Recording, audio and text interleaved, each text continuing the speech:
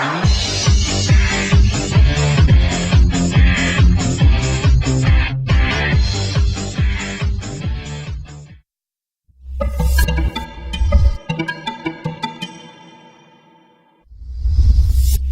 Trading Company. Where did the name come from? It's a very strange thing, really. I was actually in employment before we started, and we were going to open an electrical company with an Italian partner of mine, whose son's name was Enzo, like the Ferrari Enzo. He's an Italian man. So basically, when we were opening the company, we started my name first, Rav Enzo. That's where it started from. But we had no intention of doing IT at that point.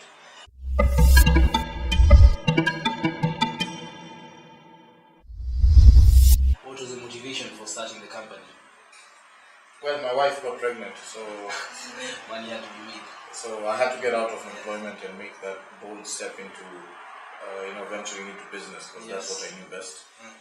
And so that was the main motivation, really, for starting up. And the day I found out she was expecting our first child, I handed in my resignation. I knew I had 8 months to sort my life out, and I gave myself 6. If it didn't work out, in 2 months I was sure I'd find a job in IT, having been in the field. So that's how I started, and that's why we're still here.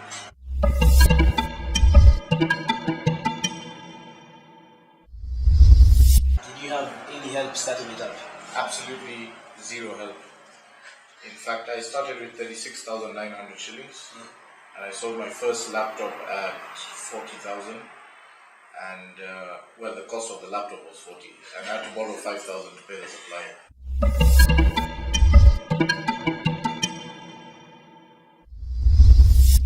So what challenges have you faced in running the online business so far up to now? Well, the online business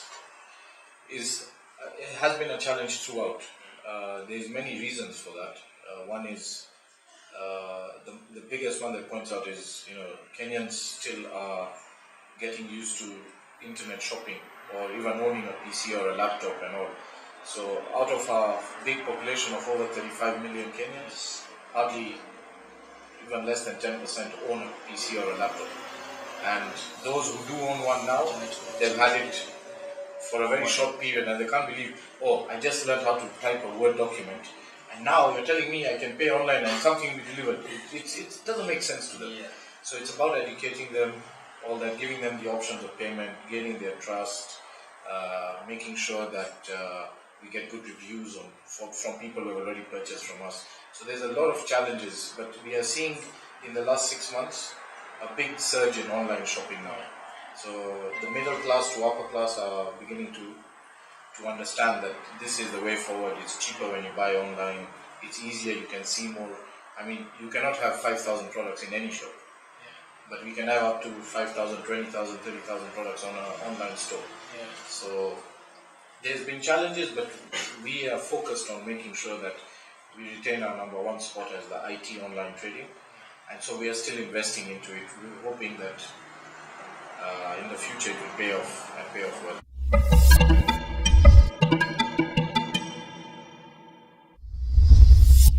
You've mentioned educating PC users on the purchasing of items via the internet. Yes. What other ways do you use to overcome the challenges that are faced? Okay, because it's internet related and we're trying to sell online through an e-commerce website, we are very internet savvy. So we use all the social media. We have Twitter followers, we have over 21,000 Facebook followers now. We use our live chat options online so that people can see there's a face behind it, to coincide and to give more confidence to people. Because what we realize is people will buy and think, but if something goes wrong, where do we take this good? I'm buying a laptop, it can fail. Where do I take it? And so to give a complementing factor to the online store, we opened a retail outlet at the ABC place so that there's some physical presence as well. We realized people wanted to know that these people actually exist. And so we have gone to that extent of actually investing into a store, which is doing pretty well, and it allows people to see that we are there physically. There's a place you can bring the goods to. You can see products. You can be taught how to use online experience at the store through our trained staff.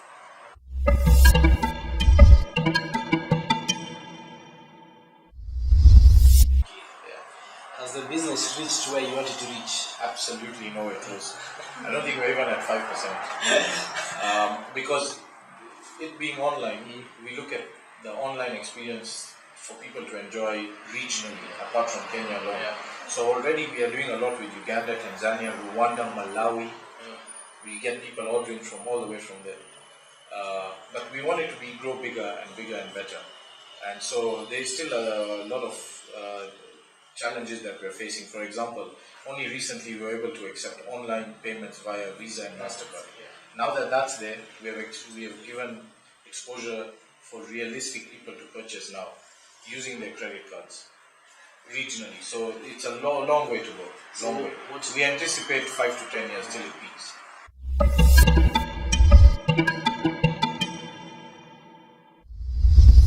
So what are the goals did you tell us that the company has? Well, you've heard of Amazon. Yes. We want to be the Amazon of Africa, okay, at least for IT, and there's no reason stopping us not to get into other products. The reason we are with IT is because that's what we know best. Yes. And so we are going to penetrate the market with the knowledge at least of the product. Once we get the right logistics and turnaround times and payment methods and that kind of thing, we can expose ourselves to many other products.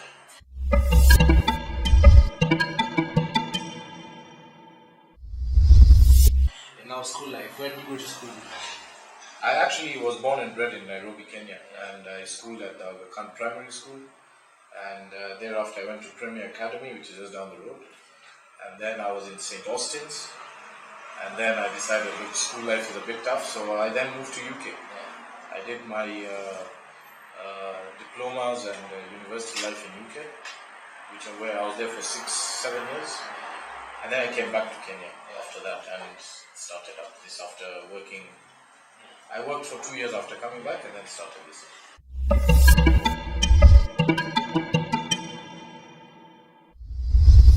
Has that influenced how you're doing now? Well, definitely. The UK experience especially is what prompted me to start online, because everything there is online. It has been happening online for almost 10 years now. So I was like, what's wrong? What's up with guys? They're opening shops and they're spending money employing people. Why can't we do it online? Okay, when we open, then we realize why. There are not that many users of the equipment through which we're trying to sell, which is laptops, PCs, tabs, phones. Now, in the last year and a half, you can see the tabs and phones actually where we get most of our people from. So definitely that experience in UK and having known the Kenyan market and studied here, it gave me that idea of taking online seriously.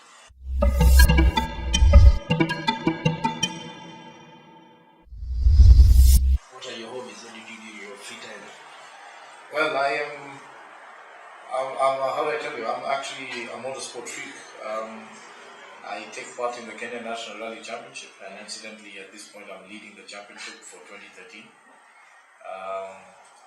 I do karting, I do rhino charge, anything that has a motor behind it, I'm good with it. So a petrol head, you would say.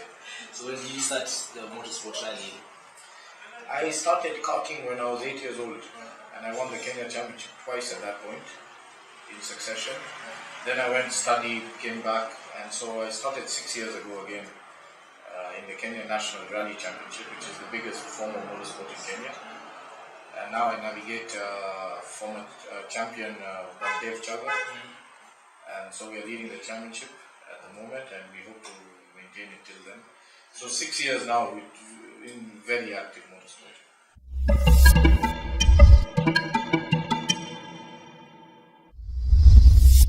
Would you mind telling us some of the biggest moments in your rallying career? Wow, well, the beginning of this year, the Kajiado rally, and we were in that particular car there. We brought Subaru, it's my first rally with Baldev, and we came first overall, and we gave Subaru its first win in 4 years, and so that was a huge highlight. I've also come rallied with Jas Margaret of Uganda, and we came second in the Pearl of Africa rally last year, and apart from that, I won the Division 3 championship in, I think, 2009. So those are some of the main highlights. And then this year we've been on the podium 4 rallies in a row, which is also, I'm still trying to live the dream and hopefully win the championship.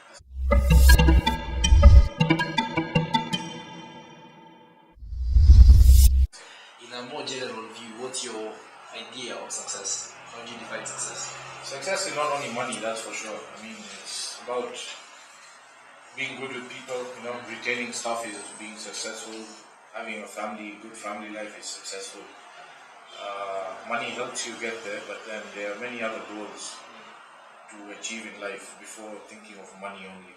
So self-satisfaction of trying to start something and making a success of that in itself is a success. Yeah, those are a few things that make successful people successful.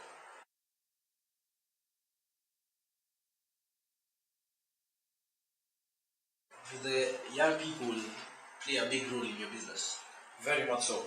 Incidentally, we were one of only 5 chosen people for the Wezesha project, which is funded by the World Bank and through the Kenya ICT board. And it's called the Million Laptop Initiative. And out of the 5 big players, which included Airtel, Safaricom and all, we actually came 3rd overall in terms of sales in the first phase. We're still waiting for the next phases to begin. So the youth is our main target market, really. We work with many schools, St. Andrews, Turi, Kenyatta University, and many other universities, Strathmore, Australian education. The reason is because we were in the Wezesha thing, so we went to universities countrywide, Maseno, all the way everywhere, up to Narok University. So that was the youth, and we understand that the youth are the ones who are coming out of education and into the digital world.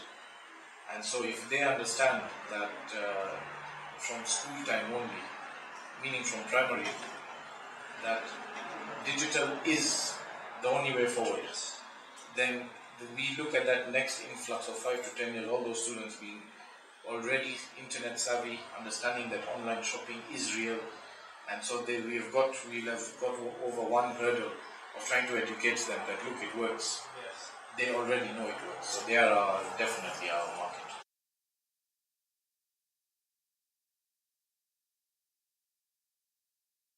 What advice would you give to that particular grouping of the youth, especially those ones who want to start business ventures? Have a plan. Planning to fail. Failing to plan is planning to fail. Someone told me that, and that's absolutely right. Have a plan. Try and make your goals 5-year goal, and then work into smaller goals, 3 months, 6 months, 1 year, and try and achieve them. Don't miss them by too much time. That is absolutely crucial. Don't get into business if you don't have a plan, because what you do is you'll be putting good money after bad money, and that's just a failing method of trying to approach anything.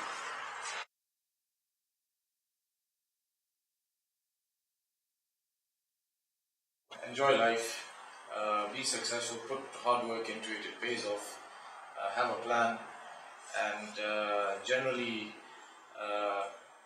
treat people the way you want to, and that's how you keep your staff happy, your family happy, and that all contributes in you having a clear conscience to be a good, successful businessman or sportsman or anything that you take up with an aim to win.